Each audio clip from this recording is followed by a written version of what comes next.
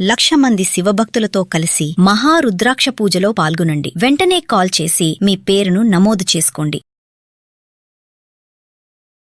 నమస్తే, welcome back to Suman TV. Present మనతో పాటు ఉన్నారు అనలిస్ట్ మందర కృష్ణారెడ్డి గారు. నమస్తే సార్. నమస్తే అమ్మా. సార్, గోల్డ్ లోన్స్ పైన రిజర్వ్ బ్యాంక్ ఆఫ్ ఇండియా కొత్త రూల్స్ తీసుకొస్తుంది. ఏంటి ఆ రూల్స్ ఏంటి? మరి గోల్డ్ లోన్స్ పెట్టే వాళ్ళకి ఇదేమన్నా షాక్ లాంటి వార్త అనుకోవాలా? అసలు ఏంటి అంటే బ్యాక్గ్రౌండ్ లో ఉన్నటువంటి న్యూస్ ఏంటంటే, reserve bank of India gold loan మీద కొన్ని పరిమితులు, కొన్ని రిస్ట్రిక్షన్స్ పెట్టడానికి సిద్ధపడుతుంది. మనకు తెలుసు, మన ప్రధానమంత్రి నరేంద్ర మోడీ గారు హైదరాబాద్ లోపల గతంలో జరిగిన ఒక మీటింగ్ లో భవిష్యత్తు ప్రమాదకరంగా ఉండబోతోంది, 1 సంవత్సరం దాకా గోల్డ్ కొనకండి, గోల్డ్ దిగుమతులు కూడా రిస్ట్రిక్షన్ చేద్దామనే ఉద్దేశంతో ఉన్నది. గోల్డ్ మీరు ఎంత కొంటే అంత ఎక్కువ దిగుమతి చేసుకోవాల్సి వస్తుంది. దిగుమతి చేసుకుంటే మనకు ఉన్నటువంటి విదేశీ మార్గ ద్రవ్యం అంతా కూడా దానికోసం వెచ్చించాల్సి వస్తుంది. మనకు కావాల్సిన అవసరాలు చాలా పెరిగిపోయాయి. ఇప్పుడు ముఖ్యంగా ఇంధన సమస్య చాలా ఎక్కువగా ఉంది. ఇంధన సమస్యకి కోట్లాది రూపాయలు విదేశీ మార్గద్రవ్యం వాడాల్సి వస్తుంది ఎక్స్ట్రా. రూపీ రేటు తగ్గడం వల్ల కూడా ఎక్కువ పే చేయాల్సిన పరిస్థితి ఏర్పడుతుంది. దీనివల్ల అదనపు భారం పడుతుంది. 1 సంవత్సరం దాకా కొనడం తగ్గించండి, కొనడం మానేయండి అని విజ్ఞప్తి చేయడం జరిగింది. దానికి తగ్గట్టుగా విదేశాల నుంచి దిగుమతి చేసుకునేటువంటి బంగారానికి రిస్ట్రిక్షన్స్ బాగా పెట్టారు, ట్యాక్సెస్ బాగా పెంచేశారు. దానివల్ల విదేశాల నుంచి దాదాపుగా తగ్గిపోయింది. రేట్లు బాగా అంటే ఈ మారకం విలువలు వీటికి సంబంధించిన ట్యాక్సెస్ పెరగడం వల్ల చాలా గోల్డ్ షాపులు మూతబడే పరిస్థితి ఏర్పడుతుందని కూడా మనం గతంలో చెప్పుకో. ఈ పరిస్థితుల లోపల చాలా మంది ఎందుకు గోల్డ్ కొంటున్నారనేది ఒక విశ్లేషణ చేసినప్పుడు, ఇంట్లో అనుకోకుండా ఏదైనా అవసరం ఏర్పడినప్పుడు, సమస్య ఏర్పడినప్పుడు, ఆర్థిక ప్రాబ్లం ఏర్పడినప్పుడు అతి తక్కువ సమయం లోపల డబ్బు తెచ్చుకోవడానికి ఉన్న ఏకైక మార్గం ఏంటంటే బంగారమే. మన దగ్గర బ్రహ్మాండమైన ఇల్లు ఉండొచ్చు, 10 కోట్లు విలువ చేసే విలువ ఉండొచ్చు. డబ్బుకు నేను 9 కోట్లకు అమ్ముతానన్నా కూడా అంత సులభంగా పోదు.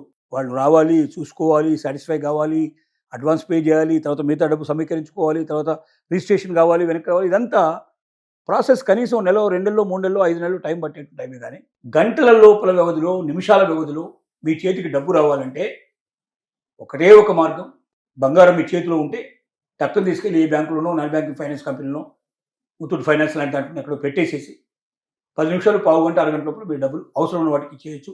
ప్రాణ అవసరాలు ఉండొచ్చు, ఒకసారి హాస్పిటల్లో పడేయచ్చు. డబ్బు కడితే కానీ ఆపరేషన్ జరగదని పరిస్థితి ఏర్పడుతుంది. గంట లోపల డబ్బులు కట్టాలి. కట్టడానికి ఉన్న ఏకైక మార్గం బంగారం. కాబట్టి చాలామంది ఏం చేస్తున్నారంటే బంగారాన్ని ఆభరణం కోసమే కాకుండా అత్యవసర పరిస్థితుల్లో డబ్బు చేతికి అందడానికి ఒక అవకాశంగా కూడా ఉపయోగిస్తున్నారు.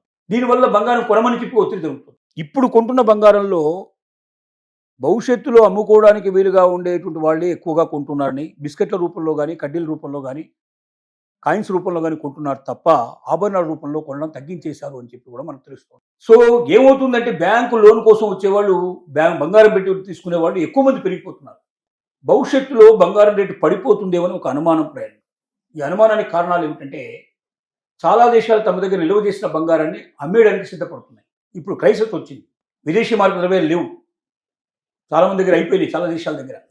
కాబట్టి వాళ్ళు ఏం చేశారు, వాళ్ళ సెంట్రల్ బ్యాంక్స్ అంటే రిజర్వ్ బ్యాంక్ ఆఫ్ ఇండియా మనకున్నట్టుగానే ప్రతి దేశానికి ఒక బ్యాంక్ ఉంటుంది, సెంట్రల్ బ్యాంక్ అంటుందని. ఆ సెంట్రల్ బ్యాంకు ద్వారా వాళ్ళు పర్చేజ్ చేశారు.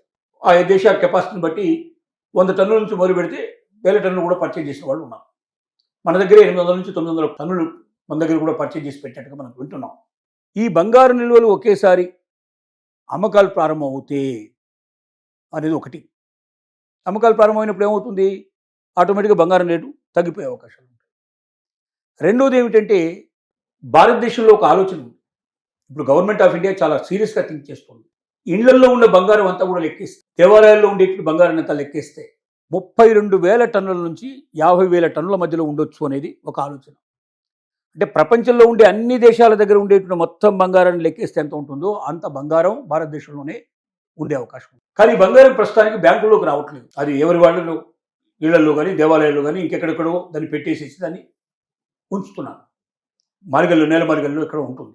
దీన్ని బ్యాంకులో పెడితే, అంటే ఇంతకన్నా ఎక్కువ బంగారం మీ దగ్గర ఉంటే ఇది బ్యాంకులో పెట్టండి అని ఒక రకమైనటువంటి చట్టం తీసుకురావడం కూడా ప్రభుత్వం ఆలోచిస్తుంది. పెట్టినానికి మీకే మేము డబ్బులు ఇస్తాం, వడ్డీ మీరు మాకు కట్టాల్సిన అవసరం లేదు. బ్యాంకులో మనం పెడితే మామూలుగా లాకర్ తీసుకుని పెడితే మనమే దానికి డబ్బులు కట్టాలి. అట్లా అవసరం లేకుండా మీ బంగారం ఎంత ఉందో తూకం వేసి మాకు ఇచ్చేయండి, మళ్ళీ మీకు బంగారం రూపంలో ఇచ్చేస్తాం. మా దగ్గర పెట్టినందుకు గాను నెలకింత వడ్డీ చొప్పున మీకు ఇస్తాం. రెండు, ఇంత బంగారాన్ని మాకు మీరు హ్యాండ్ ఓవర్ చేస్తే మీరు ఎక్కడి నుంచి కొన్నారు, ఎలా కొన్నారు ఏంటని మేము అడగలేము. అది వైట్ అయిపోతుంది. ఇప్పటిదాకా భయపడుతున్నారు, ఎక్కువ బంగారం ఉంది, కానీ అది ఎక్కడి నుంచి వచ్చిందో మూలాలు చూపించాల్సిన అవసరం ఉంది. అంత బంగారం మూలాలు చూపించడం చాలా కష్టంతో కూడుకున్న పని. డిక్లేర్ చేయాలి దాన్ని. Yes. ఒకవేళ యాన్సిస్టర్ ప్రాపర్టీ మనకి ఎవరో ముత్తాతల నుంచి తాతల నుంచి వచ్చినా కూడా ఎవరి దగ్గర నుంచి వచ్చిందో మనం వెంటనే మనం డిక్లేర్ చేయాలి. ఇప్పటిదాకా డిక్లేర్ చేయకుండా పెట్టుకున్న వాళ్ళందరికీ రేపు పొద్దున అది దొంగగాని కింద ఎక్క తప్ప అది ప్రభుత్వానికి తెలిసిందే కాకుండా ఉంటుంది. అట్లా ఉండడానికి వీల్లేదు, ప్రభుత్వానికి తెలియాలి. కాబట్టి ఇప్పటిదాకా మీరు ఎవరి దగ్గర ఉన్న బంగారం అయినా సపోజ్ ఓ 50 తులాల వరకు బంగారాన్ని మీరు తీసుకొచ్చి బ్యాంకులో పెడితే మీకు ఎక్కడి నుంచి వచ్చింది ఇప్పటిదాకా ఆ 50 తులాలు ఎక్కడి నుంచి వచ్చిందని మిమ్మల్ని లెక్కలు అడగం మేము. అది మాఫీ. అంటే 50 తులాలు మీకు వైట్ అయిపోతుంది. ఇప్పటి నుంచి దాని మీద హక్కు మీకు వచ్చేస్తుంది. రెండోది ఏమిటి, ప్రతి నెల మీకు మేము ఇంత డబ్బు చెల్లిస్తాం. 1 తులం బంగారం పెడితే ఇంత అని ఓ 2%, 3%, 5%. ఇప్పుడు బ్యాంకులో మనం డబ్బులు పెడితే ఎట్లయితే వడ్డీ ఇస్తుందో ఫిక్స్డ్ డిపాజిట్లో వేసుకుంటాం, మనం సేవింగ్స్ అకౌంట్లో వేసుకుంటాం, మనకు వడ్డీ వస్తుంది ప్రతి నెల. అలాగే బ్యాంకులో బంగారాన్ని పెడితే కూడా వడ్డీ వచ్చేటట్టుగా ప్రభుత్వం చేయడానికి ఆలోచన. ఇది చేస్తే ఏమవుతుందంటే కావాల్సినంత బంగారం మార్కెట్లోకి వచ్చి పడుతుంది. బ్యాంకు తీసేసుకుంటుంది కదా, దాన్ని బంగారం రూపంలో చేస్తుంది. మీకు కావాల్సినప్పుడు ఓన్లీ మీకు బంగారమే ఇచ్చేస్తుంది. అంటే ఆభరణాల రూపంలో ఉండవు, బంగారం రూపంలో తయారవుతుంది, బంగారం ఇచ్చేస్తుంది. సో ఆ బంగారం అంతా కరిగించేసి మార్కెట్లోకి తీసుకొస్తే మార్కెట్లో బంగారం రేటు తగ్గిపోయే అవకాశం ఉంది. ఇవన్నీ కూడా ఇఫ్ అండ్ బట్స్ 100% అవుతాయని చెప్పడానికి వీల్లేదు. కానీ ఒకవేళ తగ్గిపోతే బ్యాంకులోకి ఆ బంగారం అంతా వస్తే బ్యాంకులోకి బంగారం వచ్చినప్పుడు మరి ఆ బంగారాన్ని వాడు తీసుకోవడానికి, అంటే తాకట్టు పెట్టి డబ్బులు తీసుకున్నారు ఎవరుతున్నారో, ఇప్పుడు ఎవరైతే లోన్ తీసుకుంటున్నారో అలా వచ్చిన బంగారానికి లోన్ ఇస్తే సపోజ్ ఇప్పుడు 100 రూపాయలు బంగారం పెడితే 85 రూపాయలు 2.5 లక్షల లోపల ఇస్తే, ఒకవేళ 2.5 లక్షలు దాటితే 75 రూపాయలు ఇస్తున్నారు. 100కి 75 రూపాయలు ఇస్తే 25 రూపాయలు బ్యాంక్ దగ్గర పెట్టుకున్నారు. కానీ అంతకన్నా రేటు తగ్గితే మరి వచ్చి బంగారం తీసుకోమంటే తీసుకోరు. ఆ బంగారం అంతా మన దగ్గరే పడిపోయి ఉంటుంది. బ్యాంకులో నష్టాలు వస్తాయి, విపరీతంగా కోట్ల రూపాయల నష్టాలు వస్తాయి. బ్యాంకులు మూసేయాల్సిన పరిస్థితి పడుతుంది. కాబట్టి ఏం చేసింది రిజర్వ్ బ్యాంక్ ఆఫ్ ఇండియా అంటే, నెంబర్ 1, 2.5 లక్షల రూపాయలు లోన్ తీసుకునే వరకు ఇబ్బంది లేదు. 2.5 లక్షల రూపాయల కన్నా ఎక్కువ లోన్ మీరు తీసుకోవాలి బంగారం పెట్టి అంటే ఖచ్చితంగా మీరు తిరిగి కట్టగలిగే కెపాసిటీ మీకు ఉందా లేదని నిరూపించుకోవాలి. మీరు ఇంట్లో ఎంతమంది ఉన్నారు, ఎంతమంది ఉద్యోగాలు చేస్తున్నారు, ఎంతమందికి ఆదాయం వస్తుంది, ఎంతమంది కూర్చొని తింటున్నారు. కూర్చొని తినడం వల్ల ఎక్కువ మంది కూర్చొని 10 మంది ఉంటే 100 ఒకడే మాత్రమే కష్టపడి పనిచేసేవాడు, డబ్బులు వచ్చేవాడు. 9 మంది కూర్చొని తింటే ఆ ఒక్కరి దగ్గర వచ్చిన ఆదాయంతో కట్టాలి కదా డబ్బులు. నువ్వు కట్టగలుగుతావా? కాబట్టి నీ ఇన్కమ్ ట్యాక్స్ స్టేట్మెంట్స్ ఏంటి, తర్వాత నీ బ్యాంక్ స్టేట్మెంట్ ఏంటి, నువ్వు ఇప్పటిదాకా ఏదైనా చెక్ బౌన్స్లు అవుతున్నాయా, నీకు ఈఎంఐలు సరిగ్గా కడుతున్నావా లేదా, మొత్తం టోటల్గా చెక్ చేసి పూర్తిగా 100% సాటిస్ఫాక్షన్ అయితేనే, ఆ బంగారం సరైన రూపంలో వచ్చిందని రుజువు అవుతేనే, ఈ సిస్టమ్స్ అన్నీ ఉంటేనే 2.5 లక్షల కన్నా మించినటువంటి అప్పులు ఇవ్వడానికి, అంటే అప్పు అంటే అదే తాకట్టు పెట్టుకొని డబ్బులు ఇవ్వడానికి సిద్ధపడుతున్నాయి బ్యాంకులు, తర్వాత అలాగే నాన్ బ్యాంకింగ్ ఫైనాన్స్ కంపెనీస్. దీనివల్ల ఏమవుతుందంటే 2.5 లక్షల కన్నా మించి తీసుకోవడం కష్టం.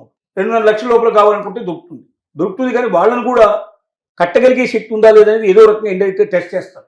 టెస్ట్ చేసిన తర్వాతనే ఇస్తారు. అంటే ఇప్పటిదాకా అతి సులభంగా దొరుకుతున్నట్టు బంగారు లోన్స్, తాకట్టు లోన్స్ ఏవైతే ఉన్నాయో ఇక భవిష్యత్తులో దొరకడం అనేది అంత సులభం కాకపోవచ్చు, కొంచెం దుర్లభం అయ్యే అవకాశం ఉంది. దీనికి కారణం ఏంటంటే ఇట్లా రిస్ట్రిక్షన్స్ పెట్టడం వల్ల మన బంగారం కొన్నా ఏం లాభం, మన బ్యాంకులో పెట్టి మన డబ్బులు ఎమ్మడి తెచ్చుకోలేకపోతే, మన తాకట్టు పెట్టి తెచ్చుకోలేకపోతే అనేటువంటి భయం అనేది ఏర్పడితే కొనడం కొంచెం తగ్గిస్తారు అనేటువంటి నమ్మకంతో కూడా రిజర్వ్ బ్యాంక్ ఆఫ్ ఇండియా ఈ రకమైన రిస్ట్రిక్షన్స్ ముందుకు వస్తోంది. దీన్ని తొందరలోనే అమలు చేసే ప్రయత్నం చేస్తోంది. Thank you.